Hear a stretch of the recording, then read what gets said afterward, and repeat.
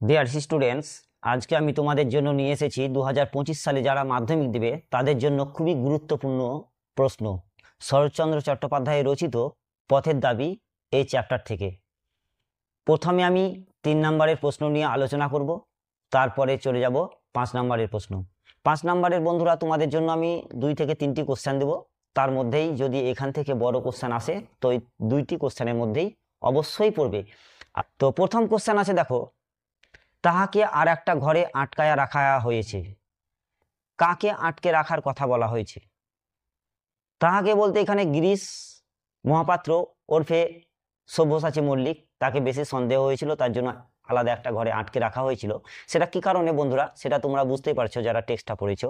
2 নম্বর question রয়েছে, দেখো, লোকটি কাশিতে কাশিতে আসছিল, লোকটির পরিচয় দাও। এখানেও কিন্তু গিরিশ মহাপাত্রের সম্পর্কে বলা আছে, অর্থাৎ তার শরীরের বিবরণ কি তার পরিচয় দিতে হবে। 3 নম্বর কোশ্চেন দেখো বন্ধুরা, খুবই গুরুত্বপূর্ণ একটা প্রশ্ন। সহসা আশঙ্কা হয়, কোন আশঙ্কার কথা এখানে বলা হয়েছে? 4 নম্বর প্রশ্ন রয়েছে, ভয় হয়, এখানে খেলা চলিবে না, উক্তিটি পরিস্ফুটিত করো। এরপরে দেখো বন্ধুরা 5 নম্বর কোশ্চেন, কেবল এই জন্যই যেন সে আজও বাঁচিয়ে আছে, এই জন্যই বলার কারণ কি? অর্থাৎ এখানে গিরিশ মহাপাত্রের ব্যাপারে এই কোশ্চেনটাও কিন্তু বলা হয়েছে। বন্ধুরা, গিরিশ মহাপাত্রের ব্যাপারে কিন্তু অনেকগুলো প্রশ্ন রয়েছে এবং এই প্রশ্নগুলোই প্রত্যেক বছরই এখান থেকে 2-1টা 3 নম্বরের কোশ্চেন আসে। প্রায় গিরিশ মহাপাত্রের ব্যাপারে প্রশ্নগুলো বেশিরভাগ দেওয়া হয়, সেই জন্যই এই প্রশ্নগুলো এখান থেকে বেশিরভাগ দেওয়া হয়েছে। তো তোমরা অবশ্যই গিরিশ মহাপাত্রের ব্যাপারে সমস্ত কিছু প্রশ্নগুলো জেনে যাবে। তারপরে 6 নম্বর প্রশ্ন আছে, কি বলো অপূর্ব, অপূর্বর কাছে কোন কথার সমর্থন আশা করা হয়েছে? 7 নম্বর প্রশ্ন দেখো বন্ধুরা, তার আমি জামিন হতে পারি, কে কিসের জামিন হতে চেয়েছে?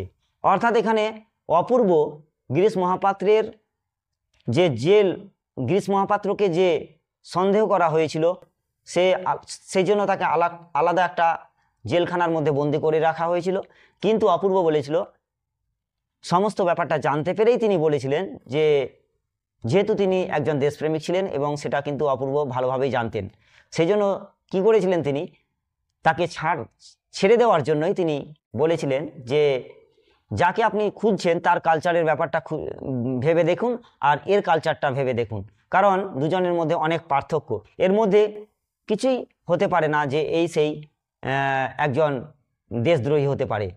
অর্থাৎ এখানে গিরিশ মহাপাত্রের ব্যাপারে বলা হয়েছে, অর্থাৎ তিনি গিরিশ মহাপাত্রকে জামিন দিতে বলেছেন, ছেড়ে দিতে বলেছেন।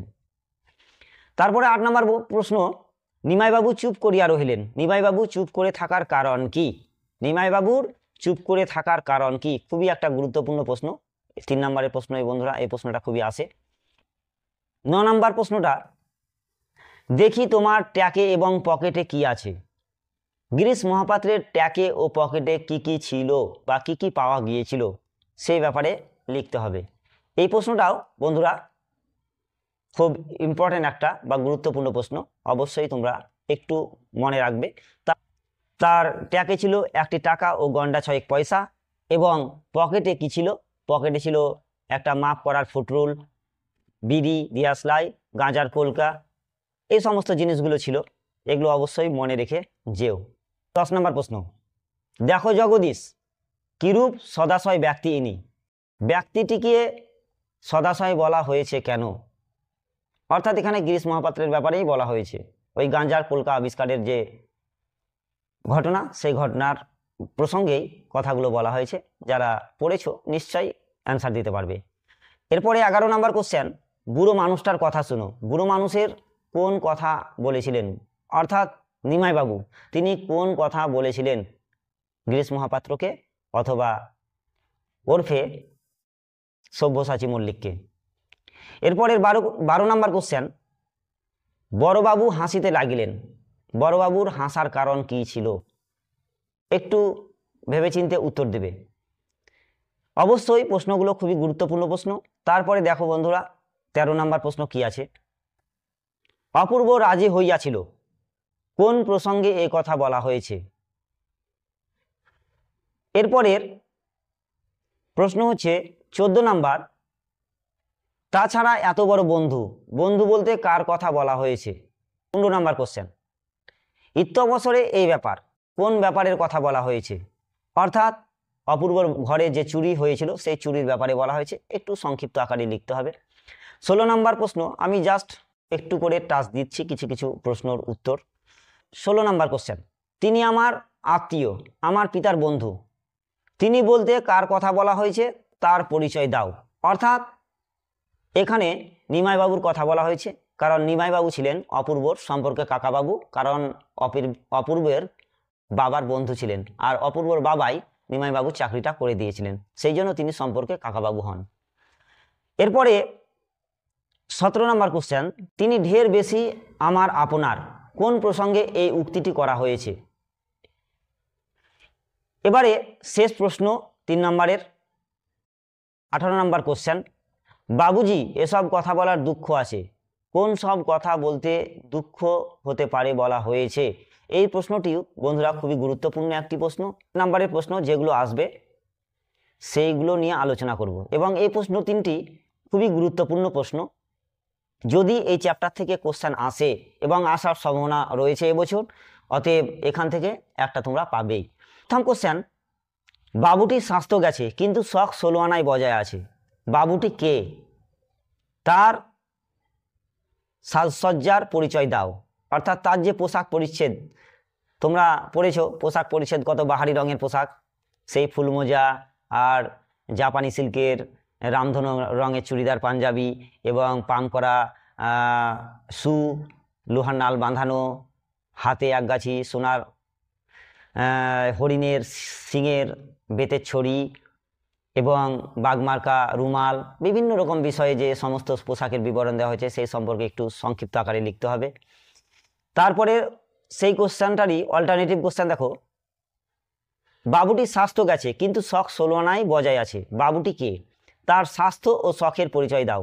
অর্থাৎ তার স্বাস্থ্য বলতে এখানে শরীরের বিবরণ এবং পোশাকের বিবরণ দিতে হবে। শখ মানে তার যে পোশাক পরিচ্ছদের বিবরণ, সেই পোশাক পরিচ্ছদের বিবরণ দিতে হবে, এবং স্বাস্থ্য বলতে তার শরীরের যে বিবরণ। অর্থাৎ প্রথমে যে কোশ্চেনটা ছিল সাজসজ্জার পরিচয় দাও, সেটারই এখানে কিন্তু তার শখের ব্যাপারে বলা হয়েছে, কারণ সাজসজ্জায় ছিল তার শখ। আর এগুলো সবই কিন্তু একটা ছদ্মরূপ ধারণ করেই তিনি ঘুরে ঘুরে বেড়াচ্ছিলেন। তিনি একজন দেশপ্রেমিক, তোমরা সকলেই ভালো করে জানো। তো অবশ্যই এই কোশ্চেনটা খুবই গুরুত্বপূর্ণ একটা কোশ্চেন। এবং এরই আর একটি অল্টারনেটিভ কোশ্চেন আছে, গিরিশ মহাপাত্রের চেহারা ও পোশাক পরিচ্ছদের বিবরণ দাও। গিরিশ মহাপাত্রের চেহারা ও পোশাক পরিচ্ছদের বিবরণ দাও, এই প্রশ্নটি খুবই গুরুত্বপূর্ণ, ভালো করে তোমরা অবশ্যই করবে, কারণ 3টে কোশ্চেন প্রায় সেটাই আর কি একই ধরনেরই কোশ্চেন, শরীর এবং পোশাকের বিবরণ চাওয়া হয়েছে। এই 3টি প্রশ্ন ভালো করে করবে। এরপরে 2 নম্বর কোশ্চেন, কিন্তু এই জানোয়ারটাকে ওয়াচ করার দরকার নেই বড়বাবু, জানোয়ারটা বলতে কাকে ইঙ্গিত করা হয়েছে? তাকে ওয়াচ করার দরকার নেই কেন? এই প্রশ্নটিও খুবই গুরুত্বপূর্ণ প্রশ্ন বন্ধুরা। অবশ্যই তোমরা ভালো করে প্রিপারেশান করে পরীক্ষার হলে যাবে এবং তোমরা ভালো করে পরীক্ষা দাও, ভালো রেজাল্ট করো, এই কামনা আমি করি। এবং ভিডিওগুলো অবশ্যই তোমরা 2-1বার দেখবে, যাতে প্রশ্নগুলো সম্পর্কে তোমাদের ধারণা একটা হয়। এবং পরের ভিডিওগুলো পেতে অবশ্যই আমার এই চ্যানেলটিকে লাইক, কমেন্ট এবং সাবস্ক্রাইব করে দেবে। ধন্যবাদ বন্ধুরা।